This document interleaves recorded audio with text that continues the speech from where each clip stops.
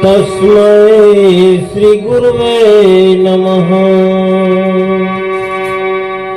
त्वमेव माता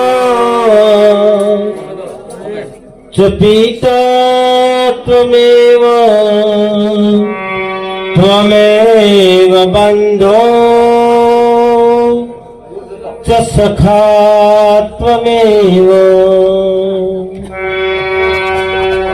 त्वमेव विद्या द्रविणं त्वमेव त्वमेव मम देवी देवो त्वमेव। बोलिए कृष्ण कन्हैया लाल की, निर्वाण हंस की, पधारेला हरिगुरु संत की। अपने अपने गुरुदेव की जय, गिरनारी महाराज की जय, सनातन धर्म की जय, गाम खेड़ाना सर्व देवताओं जय। ओम नमः पार्वती पते हर हर महादेव। આજે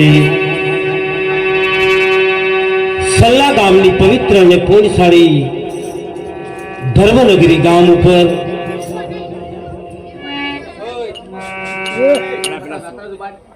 અડા ભીડ સંતો બેઠા છે।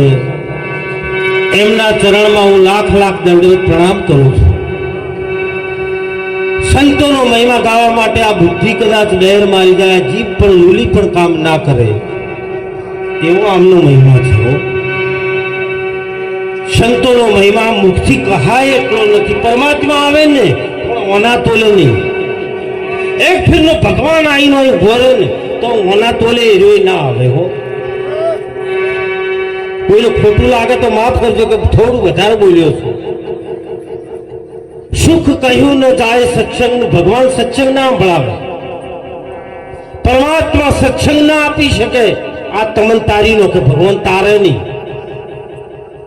સ્લાઇડ ઇકો કાપો, સાઉન્ડ વાળા ભાઈ બેલેન્સિંગ કરજો હારું, જેમ કે સાઉન્ડ હારું હોય તો અમને મોજ આવે। અને એવા આજે ભક્તરાજ શ્રી, આપણે શું નામ દેવલોક થઈ ગયા એમનું, આ ભક્તરાજ શ્રી યદુજીની નિર્વાણ તિથિ પુણ્ય તિથિ નિમિત્તે આપણે બધા મળ્યા છીએ। આજ આનંદ કરવાનો છે, મોજ કરવાની છે। આવા સંતો મળ્યા હોય જેમનું બધાનું નામ લેવું લગભગ અશક્ય છે, પણ શાસનથી જે ભક્તો અને સંતો પધારે અમને એક તાળીથી વધાવો, વગાડો, તાળી વગાડો બધાય। તમામ શાસન ગામના અમારા સંતો ને એમને પણ વંદન છે। ભાટસરથી પધારેલ બાબુરામ સાહેબ શ્રીને પણ વંદન છે, એમના માટે પણ એક તાળી વગાડો।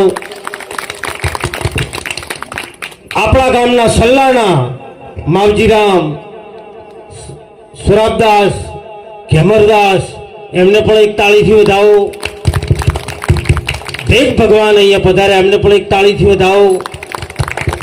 અને જે સાજિંદા મિત્રો જે એમના હાથ દુખાડી રહ્યા છે ને, હા, એમનું નામે અહેમદભાઈ હો। એક અહેમદ ચૌહાણ પાછે તો કાઠિયાવાડમાં, અને હોય અમારા પાલનપુર ડિસ્ટ્રિક્ટ બનાસકાંઠા જિલ્લાનું રતન કહેવાય। જેમના હાથ ને એમની ટેરવા ફરસ ઓગળી તો બધાને આલી, પણ બીજાને શીએ કોમમાં વપરાતી છે। આ આલ્યા છે તો હારામ વાપરજો, ઓગળી હારામ કરજો, નકા આ લખવો માર્યો તો એને હાજો કરવા વાળો કોઈ મળશે। હારું કરજો, હારું કરજો હો। એવા હેમંતભાઈને એક તાળીથી જોરદાર વધાવો। હા, તાળી હારી વાગે હેમંતભાઈ માટે। અહીંયા સલ્લા ગામનું ભક્ત મંડળ, એમને પણ એક તાળીથી વધાવો। અમારે મડાણાનું ભક્ત મંડળ, કદાચ ભક્તિના માર્ગમાં જો 5 થી 7 વર્ષનો ગાળો એ મડાણાના દર્શન માટે મને મળ્યો તો એમને પણ ભૂલાય નહીં હો। કોઈનું ભૂલવું નથી, કોઈને ભૂલવું નથી। રાખ્યું ને એનું ભૂલવું નહીં, અને જે રાખે છે ને એનું ના ભૂલતા। ભલે એટલે તમારા પાસે સ્કોર્પિયો આવી જાય તો ચલાવજો, છૂટ છે, તમારા પાસે પૈસા હોય તો કોઈ આકાશમાં વિમાન ઉડાડો, પણ તમારા ઓગણે આવેલો સંત, તમારા ઓગણે આવેલો સાધુ અને તમારા ઓગણે આવેલી બેન દીકરી જો દુઃખી થઈને જાય ને તો એ રૂપિયા નહીં, એ તમારા માટે સમજો કાગળિયા છે. રૂપિયા મળ્યા હોય, ધન મળ્યું પણ મોજ ન માણી, કરું કરમની કહાણી, કોતો ભાયક બીજાનું ભર્યું, કોતો ખોટી કમાણી. એ મારા હરિજનો જૂના ધર્મ લ્યો તમે, જૂના હો, જૂનો ધર્મ કરો, આજુ ધર્મ સંભાળો મેરે સાહિબા, અજમો વાતો હોય જાણી. જૂનો ધર્મ, જૂનો એટલે ચોપડામાં લખેલો જૂનો નહીં. આ દેહમાં પેલું શું હતું એની તપાસ કરો. આ શરીર બન્યું એ પહેલા આપણે કેવા હતા? પાણી કેરા બૂંદ, પવન કેરા થંભાવીરા, આ જળની જુગતી રચાઈ રે. એક પાણીના શરીર બુંદમાંથી આ શરીર બન્યું. એમાં હાડકા હતા, મોસ હતું, મજા હતા. 5 ફૂટનું શરીર પણ પાણીના બુંદમાં હતું. અહીંયા પાછું આપવું પડશે. આ ઓનો જાણવો હોય ને તો રિવર્સ ઘેર મારવો પડે ને. જો આયા છો અહીંયા ફસાઈ જાવ ને ગાડી પાછી લેવી હોય ને તો રિવર્સ મારવો પડે કે નહીં? તો બહાર નીકળાય કે તમે હેડ કરો. તો આ સંતોષે રિવર્સ ઘેર શીખવાડે કે તમે કોણ હતા, ક્યાંથી આયા છો અને આ બધું કાર્ય કરી ફેર ક્યાં જવાનું. ઘણા એમ કર કે ચોથી આયા તો જ્યોથી આયા અહીંયા જ ખરું લે બોલો એને કો પડી જ દે. પણ ના, એ હવા મલ્લ નથી કે આ શરીર બન્યું એક પાણીના બૂંદ, પવન કેરા ધંભાવીરા, જળમાં જુગતી, આખી જુગતી અમો હતી. અને એનો જૂનો ધર્મ કીધો છે. એ જૂનો ધર્મ છે આદુ ધર્મ સંભાળો મેરે સાહિબા, હજમાં વાતો હોય જણીએ, વાતો અહીંયા છે. અને જો આ બુંદ માંથી શરીર બન્યું હોય તો એ બુંદમાં તમે વિચાર કરો, આ બુંદમાં કરામત કેટલી છે, આ પાણીમાં કરામત કેટલી છે. જો તમે વિષ્ણુ ભગવાનનો ફોટો ધ્યાનથી જોજો કાલ જઈને, તો વિષ્ણુ ભગવાનનો ફોટો ક્ષીર સાગરમાં ઊંઘ્યા છે અને લક્ષ્મીજી એમના પગ દબાવે છે અને નાભીમાંથી કમળ ઉગ્યું છે. આ શું દર્શાવે છે? આ 9 મહિના શરીર માના ગર્ભમાં રહ્યું ને તો નાભીમાં કમળ એ સૂચવે છે કે માનું શરીરના સાથે આ શરીર નાભીથી જોડાયેલું હતું.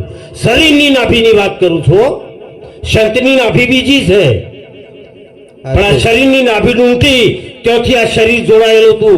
ત્યાંથી માં શ્વાસ લેતી એ શ્વાસ, માં ખોરાક લેતી એ ખોરાક આ શરીરમાં ગયો છે.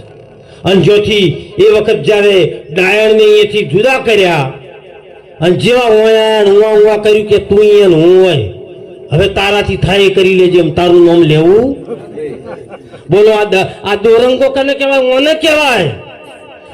આયો તો તાણે શુરે બોલતો, હવે બોલે એમાં ફેર છે. વિચાર તો કરતું આવ્યો તાણે, એ નાથ, એ ભગવાન, એ પરમાત્મા, મને આ નરકની યાત્રામાંથી છોડાવો. આ ગંદી નાળીમાં થઈને મારે આવવું પડે, આ ગંદી નાળીમાં થઈને પસાર થવું પડે, આવી ગંદકીમાં જીવવું પડે.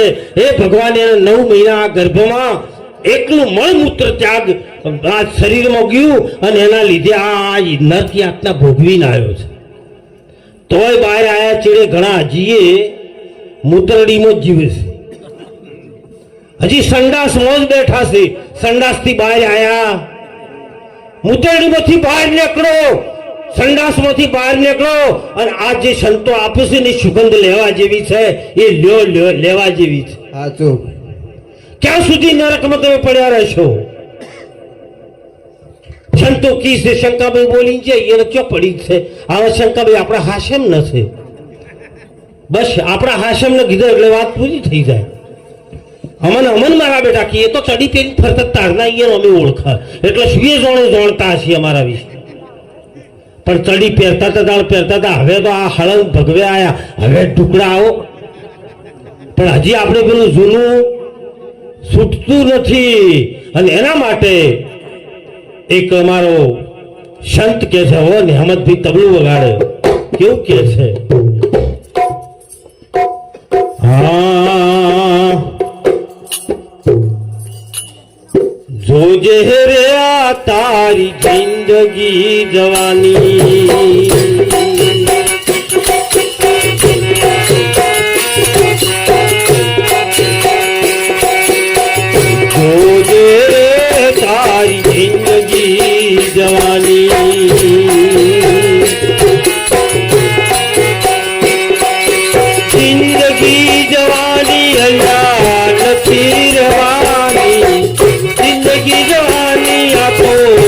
પીરવાની પૂજે તારી જિંદગી જવાની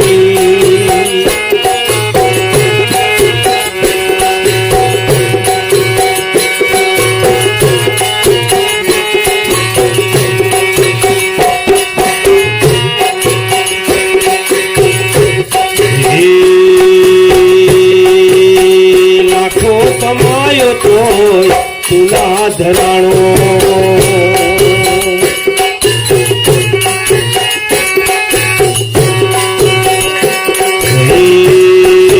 કરોડો કમાયો તોય તુલા ધરાયો પેલા ગરીબોના ગળા કાપી પાપ તું કમાણો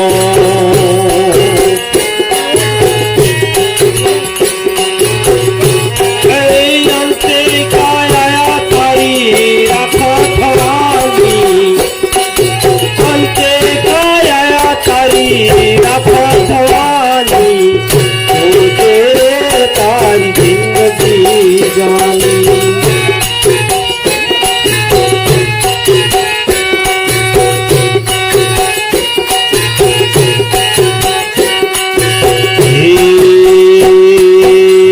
ઉપર બંગલાયો હોય ભલે તારે ઉપર બંગલાયો હોય ભલે તારે અંતે કાયા તારી રાખરે થવાની અંતે કાયા તારી રાખો થવાની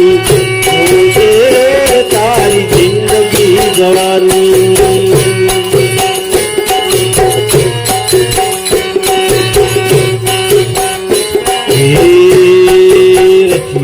રૂપાળો રંગ રેલિયો ઘેર જાઉં ગમતું નથી